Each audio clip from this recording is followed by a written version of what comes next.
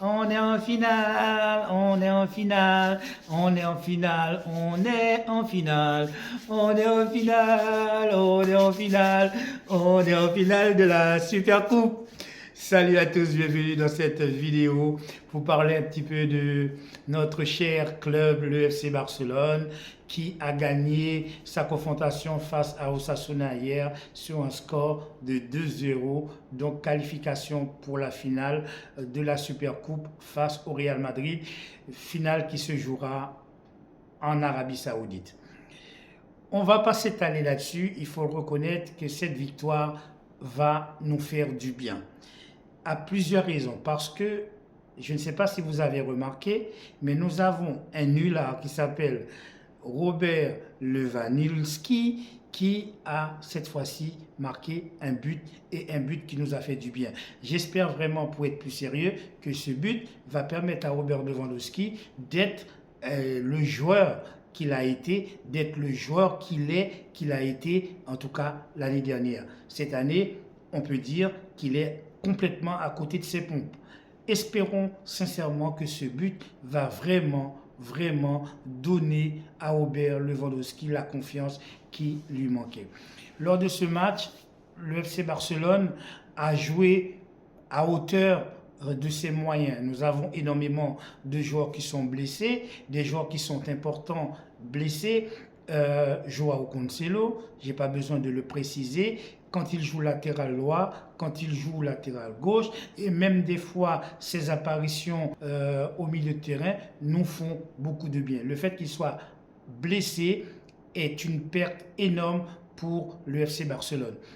Joao Félix, la rentrée de Joao Félix est très bonne. Il n'est pas souvent titulaire et quand il l'est, il ne joue que rarement le match au complet. Il faut reconnaître aussi ce qu'on peut reprocher à Joao Félix, notamment lors du match contre l'équipe de la 4e division, c'est cette nonchalance qui le caractérise. Et ça, je l'avais déjà mentionné à plusieurs reprises, notamment lorsqu'il jouait à Atlético Madrid. On voit que c'est un joueur qui a des fulgurances, c'est un joueur très technique qui a beaucoup d'énormes qualités, mais il y a des moments comme ça, il a une espèce d'absence qui fait que il fait des conneries, il fait pas de pressing, etc.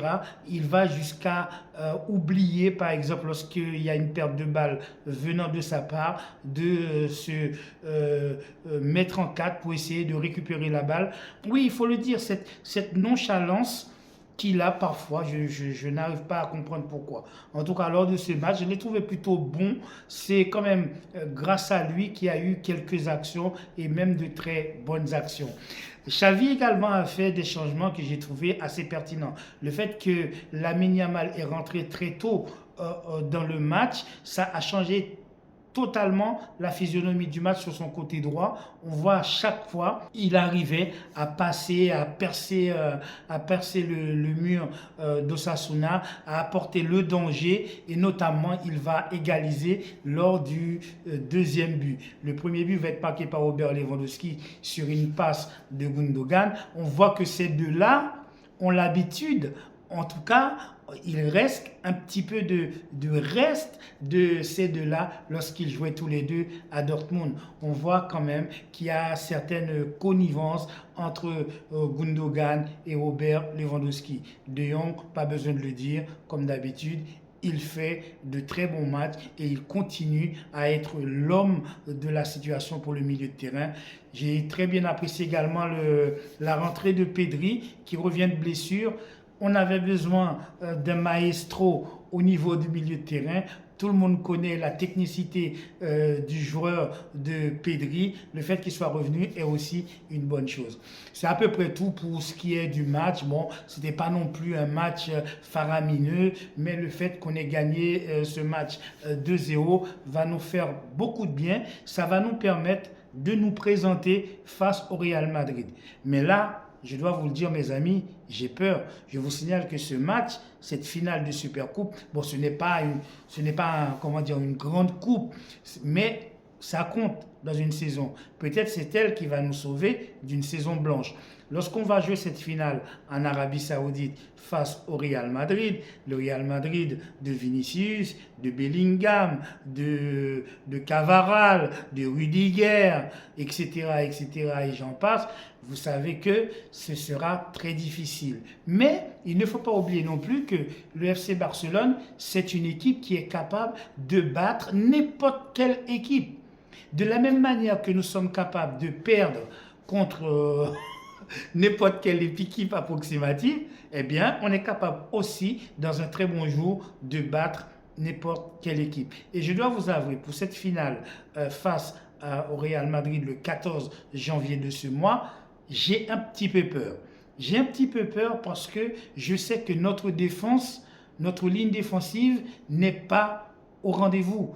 Inigo Martinez s'est reblessé après seulement 6 minutes de jeu. Joao Cancelo s'est blessé. Rafinha aussi s'est blessé. Donc, on a quand même des joueurs plutôt importants, ou même très importants pour certains, qui seront absents lors de ce match du 14 janvier. Mais ce serait une faute grave de ne pas compter sur nos jeunes, parce que nous avons des jeunes de qualité, que ce soit des jeunes issus de la Masia ou que ce soit Vitor Roque qui est acheté à une équipe brésilienne. Pour l'instant, je dois avouer que Vitor Roque n'est pas au rendez-vous, en tout cas lors des 2 premiers matchs qu'il a joués. Il y a eu des manquements, il y a eu des ratés de la part de Vitor Roque. Mais ce n'est pas une raison pour le mettre sur le banc et le laisser trop longtemps sur le banc.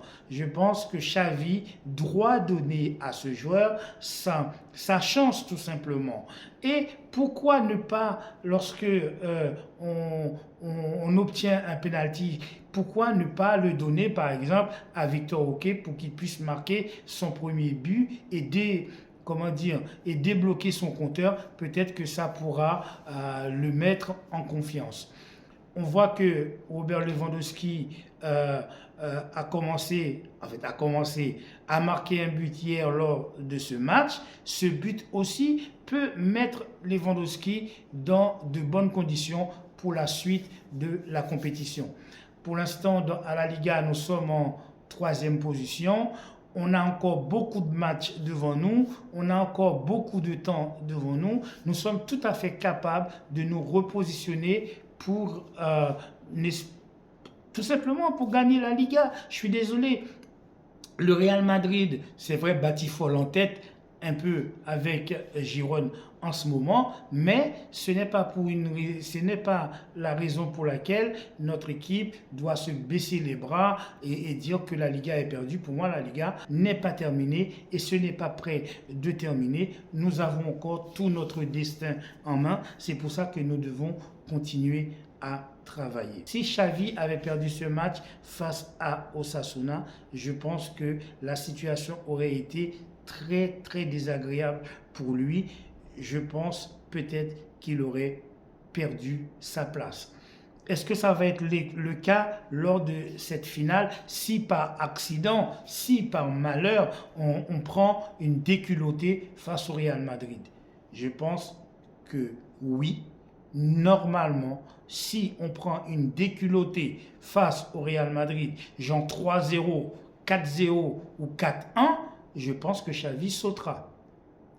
Mais si on perd face au Real Madrid avec de la manière, je ne sais pas moi, au tir au but, après avoir marqué 2 partout ou 3 partout, etc., ça peut changer la donne pour Xavi. Mais si on prend une déculottée face au Real Madrid le 14 janvier, cette fois-ci, Xavi devra partir.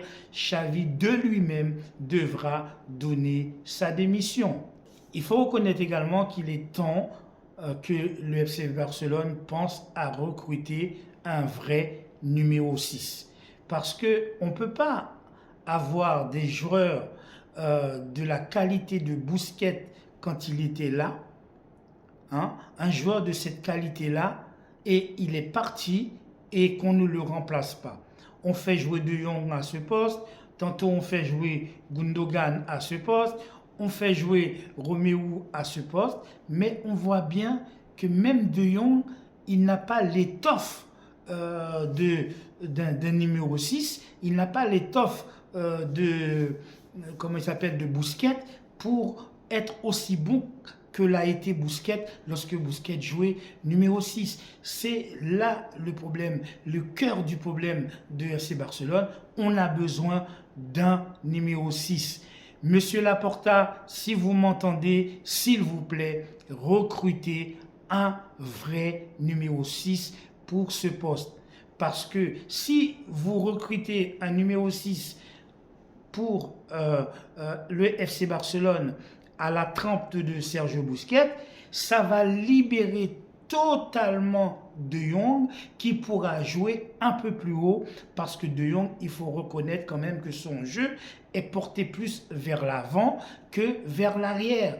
Donc quand on fait jouer De Jong en sentinelle devant la défense, je trouve que c'est un gâchis monumental, c'est un contresens que de faire jouer De Jong dans cette position de sentinelle devant la défense. De Jong, c'est un joueur très technique. Il est capable de casser des lignes, il est capable de dribbler, il est capable de marquer. Et d'ailleurs, on a remarqué, depuis l'ère de Xavi, on voit que De Jong marque presque plus de buts parce qu'il est trop bas.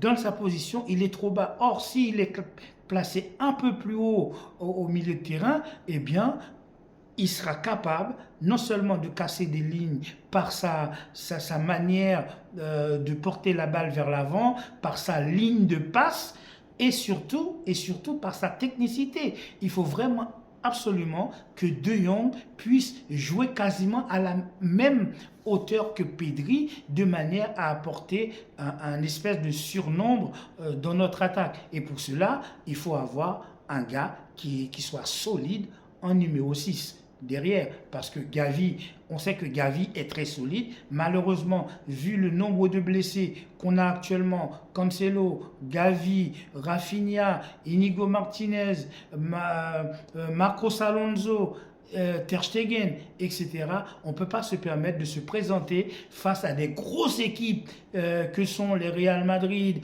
les City, les Paris Saint-Germain, etc., avec des milieux de terrain qui sont des milieux de terrain de seconde zone ou bien des numéros 6, des joueurs qui sont requalifiés en numéro 6 alors que ce n'est pas leur poste initiaux. Donc à ce moment-là, effectivement, on est fébrile à la fois au milieu de terrain et on est fébrile à la fois à la défense. Voilà, cette petite vidéo, c'est pour vous dire qu'on a gagné, qu'on est qualifié, qu'on est à la finale de la Supercoupe face au Real Madrid et que nous allons mettre une branlée au Real Madrid pour leur faire comprendre que le boss reste le FC Barcelone.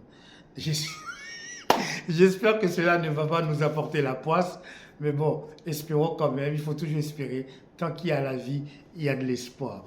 Voilà, c'est tout pour aujourd'hui. N'oubliez pas de vous abonner, de liker, de commenter, d'activer la petite cloche de notification pour avoir l'ensemble de mes vidéos. Je vous souhaite de passer une agréable journée. Prenez soin de votre famille, soyez gentils, soyez sympas et à très bientôt. Ciao.